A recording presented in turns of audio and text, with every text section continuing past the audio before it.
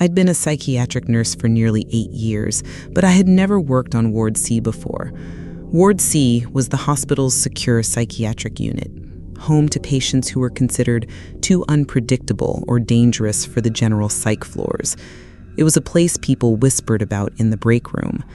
The official orientation packet described it clinically: high acuity psychiatric patients requiring enhanced observation and safety measures. The other nurses described it differently: the place where you earn your danger pay. When the staffing office called me that Thursday morning asking if I could pick up an overtime shift on C, I hesitated. I'd heard enough rumors: patients who screamed all night without stopping, others who wouldn't speak for weeks only to suddenly whisper into a nurse's ear on the dark. But the hospital was short-staffed, and I needed the overtime. I said yes. The air changed the moment I stepped onto Ward C. It was quieter than I expected, but not in a peaceful way. It was a heavy, padded quiet, as if the walls themselves were holding their breath. The lighting was dimmer than the other units, the halls narrower. Everything smelled faintly of antiseptic and something else, something metallic like old pennies. I met the charge nurse, a tall, graying man named Hensley. He didn't smile. He handed me the keys to the med cart and a clipboard with patient summaries. "You're in B Hall tonight. Room 3 is new. Came in 2 days ago. Don't turn your back on her." That last part made me pause. "Is she violent?" I asked. Hensley gave a small shrug. "Not exactly, but she unnerves people. You'll see." I made my first round, checking doors, noting who was awake, who was sleeping. Most of the patients avoided eye contact, retreating to the corners of their rooms. And then I reached room 3. The door was open, the observation light casting a dim glow inside. She was sitting cross-legged on the bed, hands folded neatly in her lap. Mid-30s maybe, with dark hair that hung straight down over her shoulders. She was dressed in standard-issue hospital scrubs, but she looked composed, too composed. She lifted her head as I stepped in, and for a moment, we just stared at each other. Her eyes were pale gray, almost silver, and they didn't blink as quickly as they should have. "Good evening," I said, keeping my tone professional. "I'm Nurse Claire. I'll be taking care of you tonight." She tilted her head slightly, like she was studying me. Then she smiled, not warmly, but knowingly. "I know. You used to have yellow wallpaper in your bedroom with little white flowers. You hated it." I froze. My throat got dry. That wallpaper had been in my room until I was 8 years old, in a house 2 states away. I had never mentioned it to anyone at this hospital. "How do you know that?" I asked before I could stop myself. Her smile widened just slightly. "You told me," she said, as if it were obvious. "I've never met you before," I replied. She shook her head slowly. "Not here, but we've talked. You just don't remember." A shiver crawled down my spine.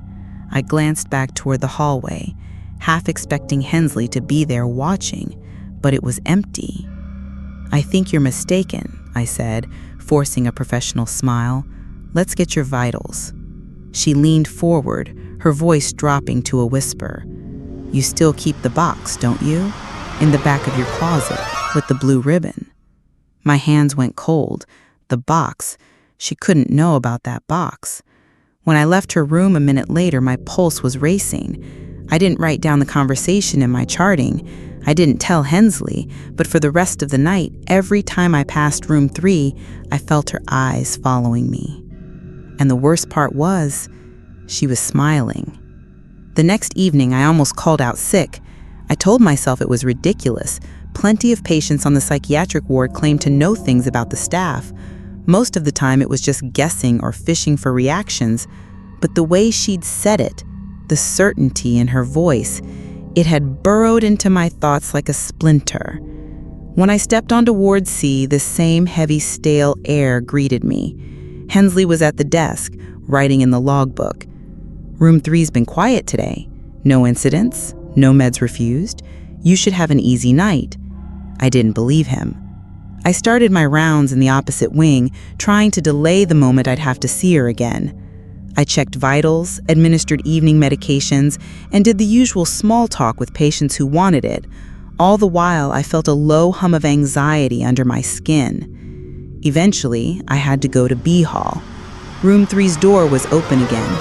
She was sitting in the same position as last night, cross-legged, hands in her lap, like she hadn't moved in 24 hours. "Good evening, Claire," she said before I even stepped fully into the doorway. "Good evening," I replied, keeping my voice neutral. She studied me for a moment. "Your hair looks different tonight. You wore it down yesterday. You used to wear it in braids when you were little. Your mother would tie them with green ribbons. You hated the green ones because they didn't match your dress." I froze in the doorway. I hadn't thought about those ribbons in years. My mother had always picked them out without asking me. Green ones for school picture day, even though I'd cried about it. That wasn't the kind of detail someone could guess. "You've been reading my file," I said, grasping for a rational explanation. Her smile sharpened. "There's nothing about braids or ribbons in your file." I forced myself to step inside. "You shouldn't make up stories about staff members. That's not appropriate." She tilted her head. "It's not a story. You're just forgetting. That's what you do. You forget until someone reminds you." Her voice was calm, almost gentle, but it sent a cold wave down my back. I checked her blood pressure and pulse. They were steady, normal, no sign of agitation. And yet I could feel something building in the room, a pressure I couldn't see. When I finished, I stood to leave. She spoke again, softly. "Did you ever tell anyone about the night in the woods?" My hand froze on the doorframe. "What?" "The night you got lost. You were 8. You followed the sound of someone calling your name, but it wasn't your parents. You never told anyone that part." I turned slowly to face her. My mouth was dry. "How do you know that?" Her expression didn't change. "Because I was there."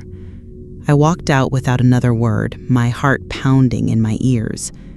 By the end of the shift, I'd convinced myself it was a coincidence or a cruel bluff meant to get under my skin.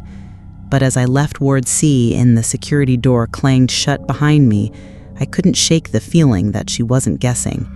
She remembered things I'd tried to forget. The following morning was my day off. I told myself I'd spend it doing something normal. Laundry, grocery shopping, maybe watch a movie. Anything to stop thinking about room 3. For a while, it worked. The quiet hum of the washing machine and the smell of coffee gave me a false sense of calm. I convinced myself that what happened the last 2 nights had been coincidence, a fluke. Around noon, I walked down to the small grocery store at the corner. The sun was out and the air smelled faintly of rain on pavement. I even caught myself humming as I turned down the cereal aisle. That's when I saw it. On the middle shelf, wedged between boxes of bran flakes, was a single object that didn't belong there. A frayed green ribbon tied neatly into a bow. I stopped cold. The same shave my mother used for those hated braids. I reached for it, half expecting it to dissolve like a trick of the light, but it was real. The fabric was worn like it had been handled too many times. My hands felt numb. I scanned the aisle. No one was there. I slipped the ribbon into my pocket without knowing why, just not wanting to leave it behind. By the time I got to the checkout, my stomach was tight. The cashier gave me a polite smile, but I could tell she noticed something off about me. I barely heard her when she told me the total. Walking home, I kept replaying it in my head. Maybe some kid had dropped it. Maybe it was nothing. But the knot in my chest didn't ease. When I got back to my apartment, I tossed the groceries on the counter and went to my bedroom. I pulled open the top drawer of my dresser, the one I hadn't opened in years, and dug under old scars and socks. There, at the very bottom, was a small plastic box where I kept childhood keepsakes. Inside were school photos, a broken hair clip, a faded birthday card, and 3 more green ribbons, all the same shade, all tied in bows. I stared at them for a long time, my pulse in my ears. I was 8, wandering between tall, black trees. The air was cold enough to sting my lungs. A voice was calling my name, soft, almost playful. I followed it. When I woke, the sound was still there, faint, but clear, like it had been waiting for me. When I returned to the hospital the next evening, I told myself I wouldn't even glance toward room 3. I'd focus on my rounds, keep my head down, and avoid anything that might feed the gnawing unease from the day before. It didn't work. Halfway through my shift, the charge nurse handed me an updated patient list. My eyes went straight to the name on the bottom, room 3. The bed was still occupied. "You're on vitals for 3 through 7, she said casually, as if she wasn't sending me straight into the place I'd been avoiding. I pushed my cart down the hall. The corridor outside room 3 was quiet, the fluorescent lights humming faintly above me. I could hear my own heartbeat as I knocked lightly and stepped inside. The patient was awake. She was a small woman, with hair so thin it clung to her skull, her skin the pale gray of someone who'd spent too long indoors. But her eyes, they were startling, clear, sharp, like she could see straight through me. "You're the one from last night," she said, her voice rasping as if unused. I froze. "Excuse me?" Her lips curved in a faint smile. "You left before I could tell you. They will be back soon." I swallowed hard. "Who will?" Her gaze shifted toward the window. The blinds were shut, but she stared as if watching something move outside. "The ones who walk between the walls. You've seen them, haven't you?" The air felt heavier. I tried to busy myself with the vitals, blood pressure, temperature, but my hands shook. "I think you have me confused with someone else," I said, trying to keep my tone even. Her eyes snapped back to mine. "You had ribbons once, green ones. They didn't like that." Every hair on my body stood up. "What did you just say?" Her smile widened slightly. "You'll remember soon enough. We all do. Eventually." A sharp beep from the hallway broke the moment, an IV alarm from another room.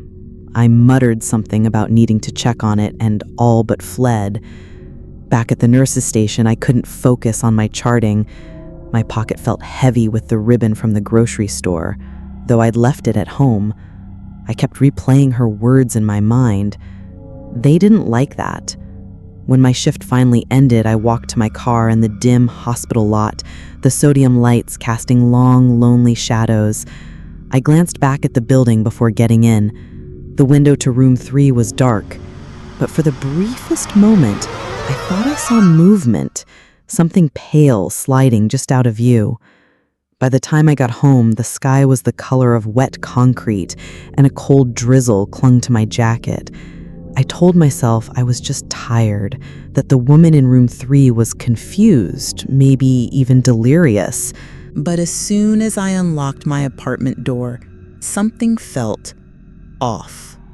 It wasn't anything obvious. Nothing moved, nothing out of place, but the air inside felt stale, like it had been sitting untouched for weeks. My first instinct was to turn on every light. I set my bag down and went into the kitchen. That's when I heard it, a faint scratching. At first, I thought it was from the apartment above me. Old buildings have their quirks, pipes, mice, settling wood, but this wasn't coming from above. It was coming from inside the wall. Slow, deliberate, scratch, scratch. Pause, scratch. I stood there holding my breath. Then, as if sensing my attention, the sound stopped. The silence that followed felt heavier than the noise itself. Shaking it off, I changed into sweats and put on a kettle for tea. The news was playing on low in the background, but I couldn't focus.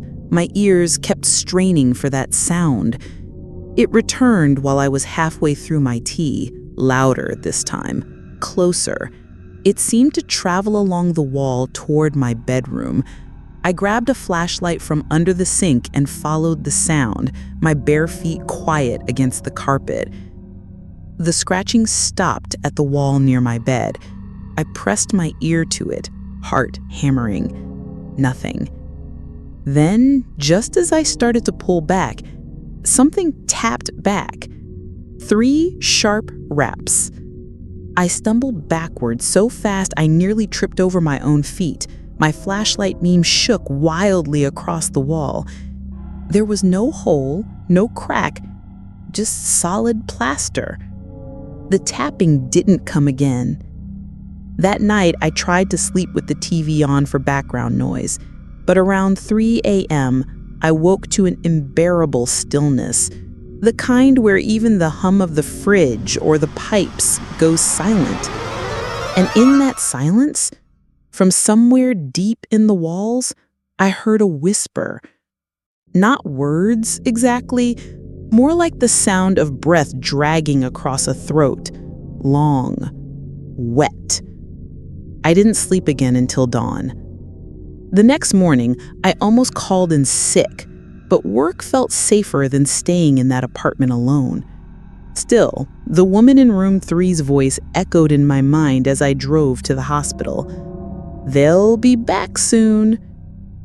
The hospital always smelled faintly of antiseptic and burnt coffee, but that morning it felt heavier, almost metallic, like the air before a lightning strike. I tried to convince myself I was just overtired. Room 3's door was half open when I passed by on rounds. I told myself not to look, not to engage, but my eyes betrayed me. The old woman was sitting upright in bed, hands folded neatly on her lap, staring straight at the doorway as if she'd been waiting for me. I froze. Her lips curved into the faintest smile. You heard them, didn't you? The words punched the air out of me. My first instinct was to deny it, but my voice wouldn't come. I just stood there gripping the medication cart like it was the only solid thing in the world. I told you, she continued, her voice low but steady. They know you now. I forced a laugh that sounded too high, too brittle. I think you're confusing me with... She shook her head. They like to start with scratching. Then they give you something. I didn't want to ask. I did not want to ask. But I did. Something? Her smile didn't reach her eyes. A gift. Before I could respond, the monitor behind her beeped, snapping me back into motion.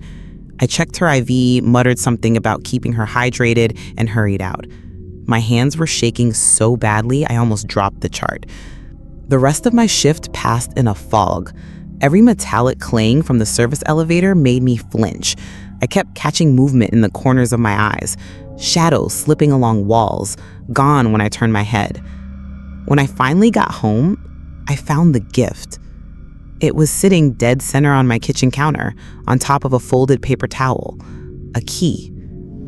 Old, brass, heavy. The kind of skeleton key you'd expect to find in a Victorian boarding house, not a modern apartment complex. I knew it hadn't been there when I left that morning. I never left anything in the middle of the counter. It was too neat, too intentional. I picked it up.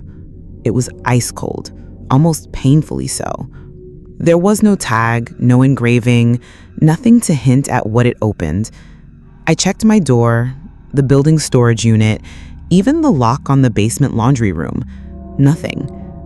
But when I set it down again, I noticed something strange. The paper towel underneath wasn't just folded. It had writing on it. 2 words, scrawled in jagged black ink. For later. I told myself to throw the key away. I even held it over the kitchen trash, fingers trembling, but something in me couldn't let go. It wasn't just curiosity, it was compulsion, like I already knew it belonged to something meant for me. By the next shift, I had it in my pocket. The hospital was busy that night, the kind of chaos where no one notices if you disappear for a few minutes. My rounds took me past the service hallway behind the ICU, a dim, narrow passage lined with storage closets and locked maintenance doors. Halfway down, I saw it. A door. I'd walked past hundreds of times but never registered until now. Old, dented metal, the paint blistered and peeling. And there, just above the tarnished handle, was a keyhole. The exact shape and size of the key in my pocket. My pulse hammered as I looked around. The cameras in this hallway hadn't worked in years. The key slid in with a soft, satisfying click. The door opened onto pitch blackness. No light switch that I could find, just the stale, heavy smell of air that hadn't moved in decades. I used my phone's flashlight. The beam caught dust motes swirling in the stillness, and then metal. Rows of it. Wheelchairs, crutches, stretchers, all stacked like discarded bones. And in the far corner, beds.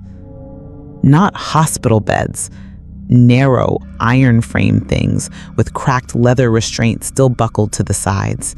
I stepped inside, the floor groaning under my weight. That's when I saw the walls. Names carved deep into the plaster. Hundreds of them layered over each other, some so old the letters had crumbled into nothing. Near the floor, where the light barely reached, something fresher caught my eye. Scratches, not carvings. A single sentence gouged out with desperate force. "Don't let them take you to room 3. The sound started then. A soft scrape, like nails dragging along the inside of the walls, moving toward me. I didn't stay to see what came next. I ran, slamming the door behind me, the key biting into my palm. When I glanced back down the hall, room 3's door was wide open, and the old woman was standing in it, smiling. I swore I wouldn't go back. For 2 nights, I kept the key hidden in my locker, avoiding that hallway like it was radioactive, but the hospital has a way of pulling you into places you don't want to be. It was just after 3 a.m., the hour when the building feels hollow and every shadow looks deeper than it should, when the call came over the intercom. "Code Blue, room 3. I froze. There is no room 3, not on any map, not in any patient registry. The numbering in that wing starts at 4. The overhead repeated it, "Code Blue, room 3. My feet moved on their own. I found myself back in that service hallway, my heart pounding so hard I could hear it in my ears. The door stood ajar, the inside swallowed in darkness. No lights, no hum of medical machines, just the smell of mildew and something faintly metallic, like old blood. I stepped inside. It wasn't like any patient room I'd ever seen. The walls were raw concrete, streaked with dark stains. In the center sat a single ancient hospital bed, leather restraints hanging limp from the sides. Above it, a bare bulb flickered weakly, revealing peeling paint and deep gouges in the floor beneath the bed. In the corner, a steel cabinet stood slightly open. I shouldn't have looked, but I did. Inside were jars, dozens of them, each one filled with cloudy fluid, and inside each jar, a small, pale object. Some were teeth, some looked like nail fingers. A few, disturbingly, were labeled with names I recognized from the wall carvings in the other room. Something shifted behind me.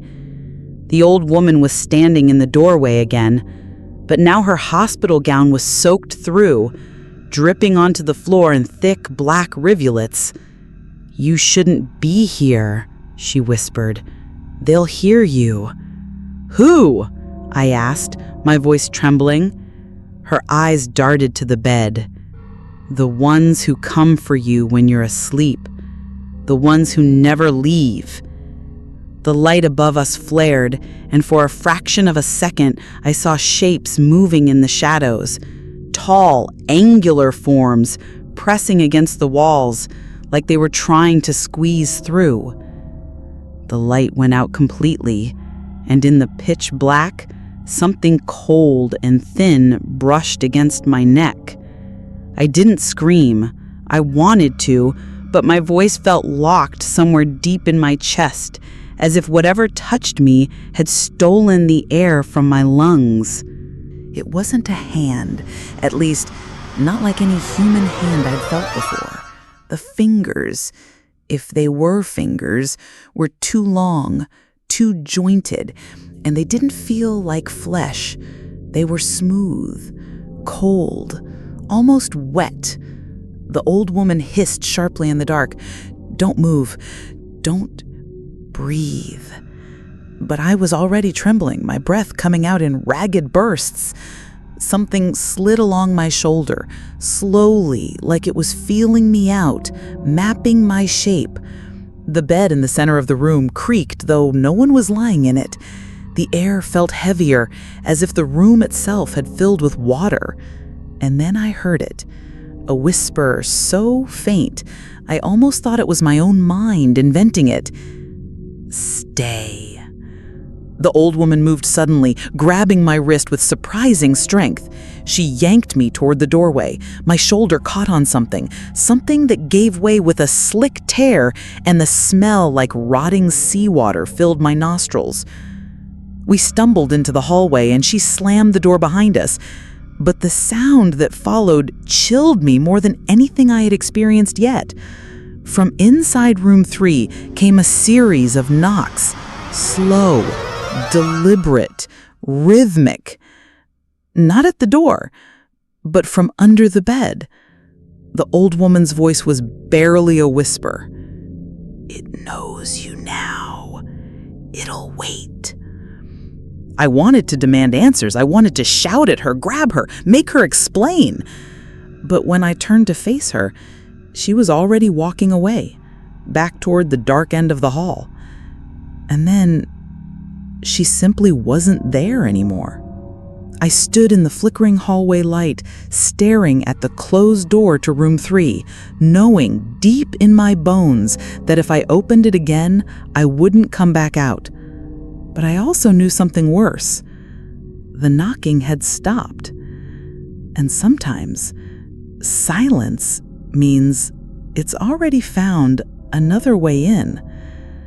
I didn't sleep that night. I couldn't. Every time I closed my eyes, I felt the cold press of those fingers against my skin again. The smell of brine still clung to my hair, my uniform. I'd showered twice, and it wouldn't wash away. By morning, I convinced myself it was exhaustion, stress, my brain trying to make sense of the flickering lights, the odd old woman, and a bad night in a creepy ward. But when I got home after my next shift, I noticed something that stopped me cold. The window in my bedroom was open. I never leave it open. The breeze that came through wasn't a normal night breeze. It carried that same scent of rotting seawater. I stepped closer, and my bare feet found something wet on the floorboards. It trailed from the window to the foot of my bed in thin, irregular lines like something had dragged itself inside. I told myself it was rain, that it must have stormed while I was gone. But the wood around the puddle was warm, warmer than the rest of the room. Then I saw it. Near my pillow, lying perfectly centered, was a single pale object. At first I thought it was a bone, but when I picked it up, I realized it was a finger. Not human. Too long, too smooth, tapered to a point. It was wet. I dropped it immediately, but my skin still tingled where it had touched me.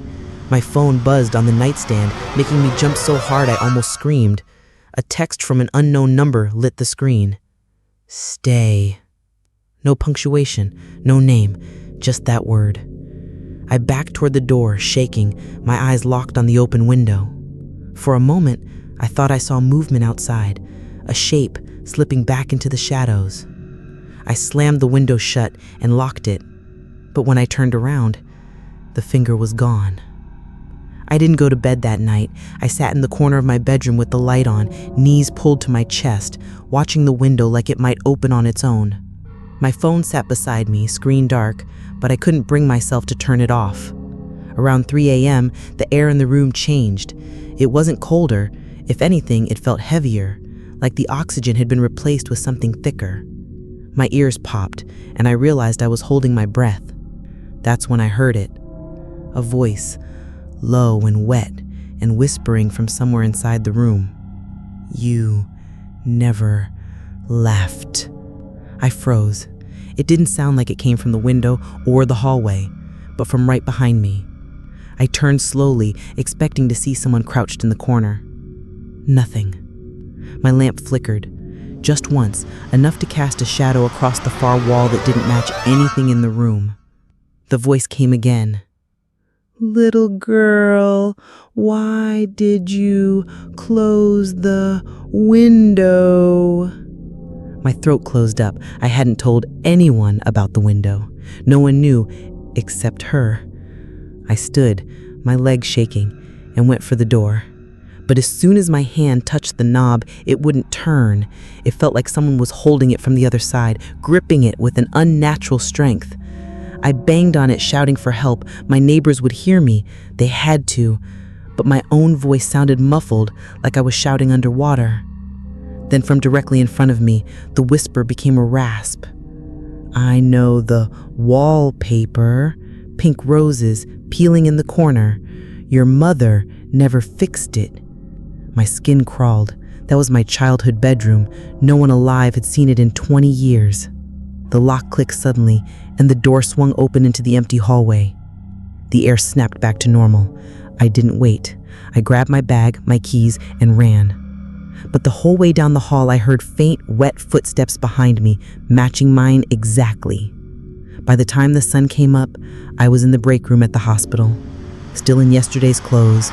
My hands wouldn't stop trembling, so I kept pouring coffee I didn't even drink, anything to keep from thinking about the voice.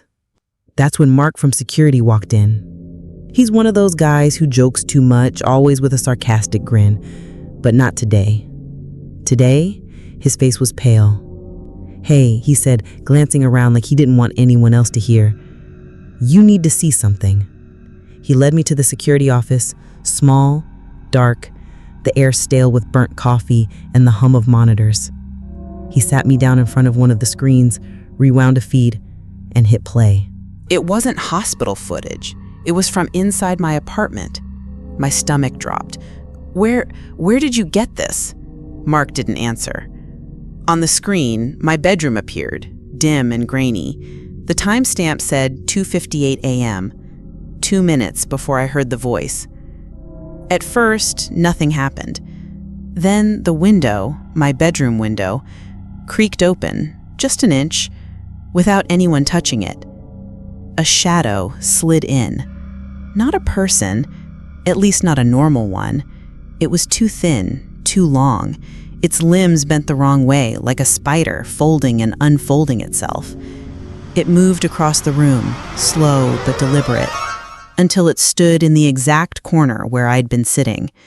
Its head tilted, almost curious, before turning directly toward the camera.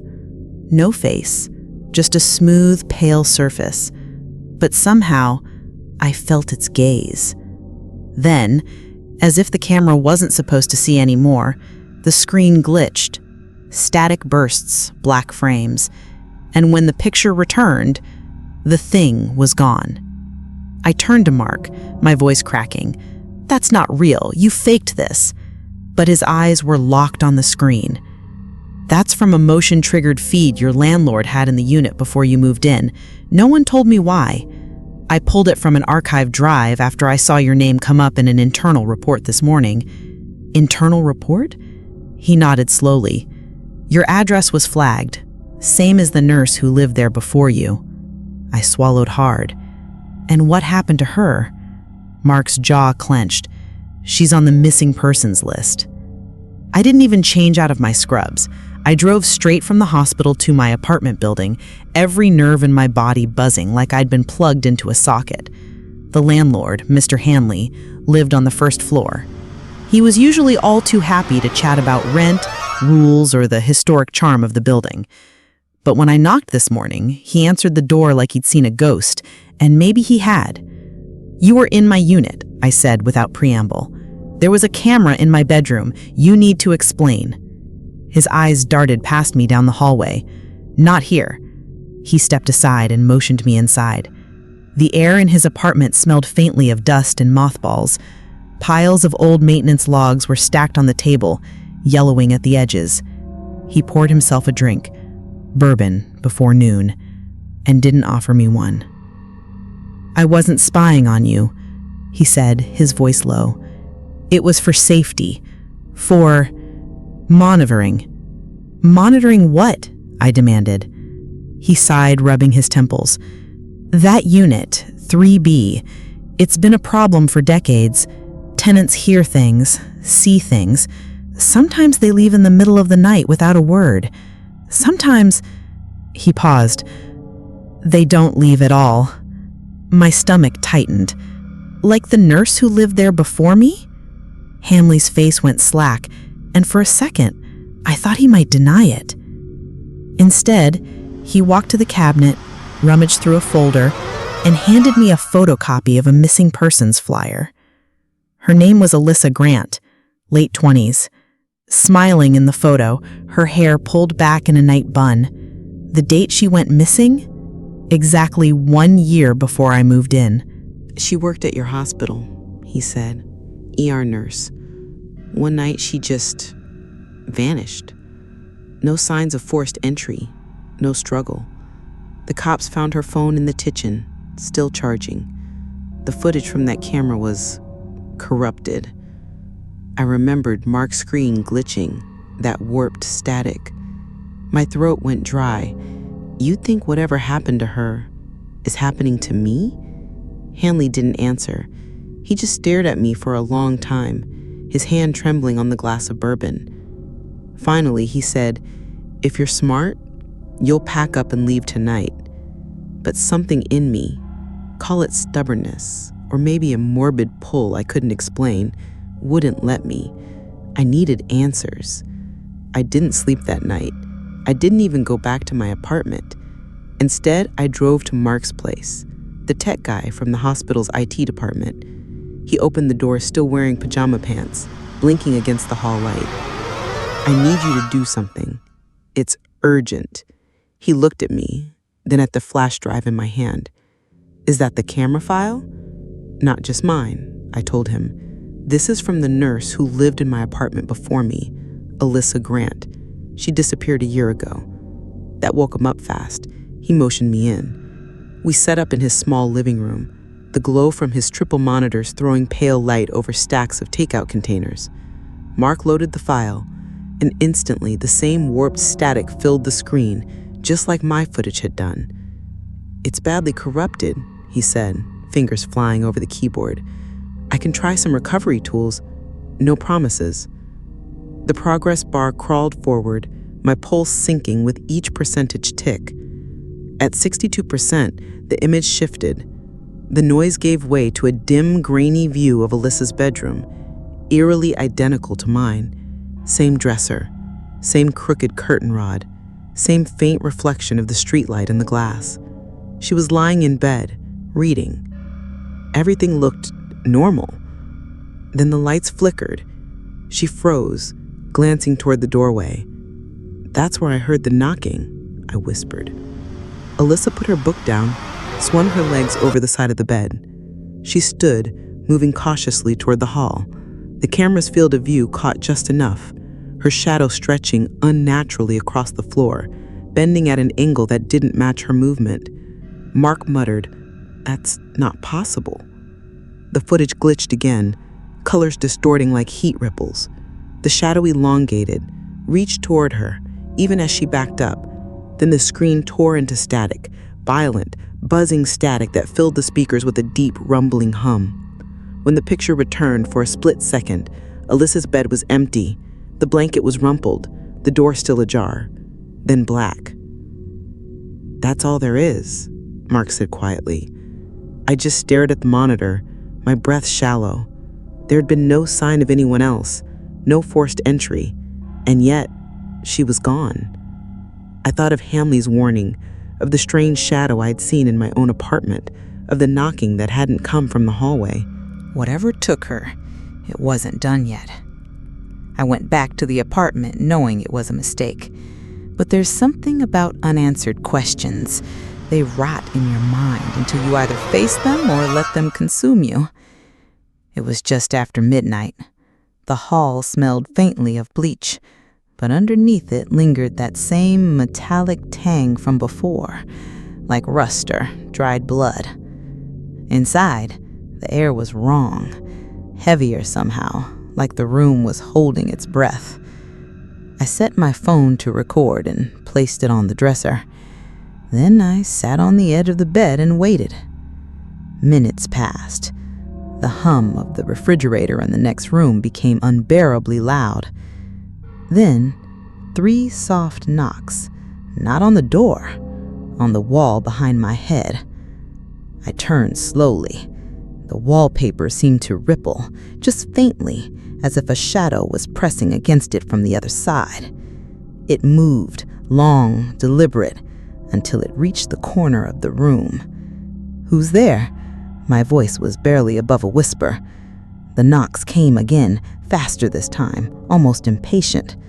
The shadow pulled into the corner, growing darker, thicker, until it wasn't a shadow anymore, but a shape, a tall, thin silhouette with no features. I couldn't move. It stepped forward, silent but impossibly heavy, each motion bending the air around it. When it reached the bed, the temperature dropped so sharply I could see my breath. "You don't belong here," I said, though my voice was shaking. It tilted its head, as if considering me. Then it leaned down, and in a voice that wasn't sound so much as vibration in my bones, it whispered, "She didn't either." The lights went out. When they flickered back, I was standing in the hallway outside my apartment. My phone was still on the dresser inside, recording. I could hear it faintly, still picking up the sound of breathing, but it wasn't mine. I never went back for it. 2 days later, I handed in my resignation. I left the city without telling anyone where I was going. Some nights I still wake to the sound of those 3 knocks, no matter where I am, and when I do, I keep the lights off.